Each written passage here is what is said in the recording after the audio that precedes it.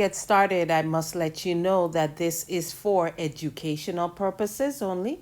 I'm neither a registered broker nor an investment advisor. Here's the disclaimer. I'll be right back. In this video, you're going to learn how to set a trailing stop. We click on our position, which is right here.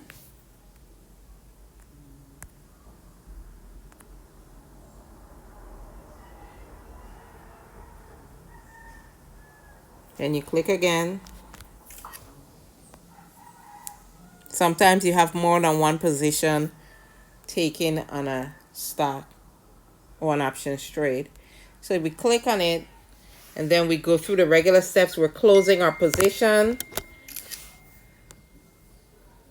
We're clicking this right there.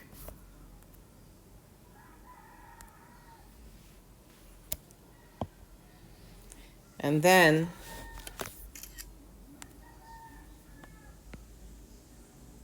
we're using that. We're going to move that to stop, to trailing stop. Okay, so you stop at trailing stop.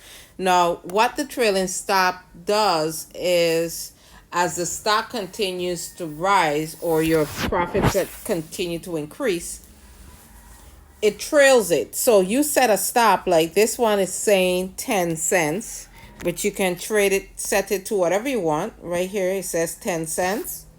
You can set it to whatever you want. It could be 50 cents. Okay? So if it drops, you see a negative. If it drops, you could just change the number to whatever you want it to be. Let's say if it drops 25 cents, you're comfortable with that, then you just click paper trade, which is right here. This is where you click. Now this is from the iPad. Paper trade, and then click paper trade again. Or if it's your live trade, it'll just say trade, and that's how you set a trailing stop.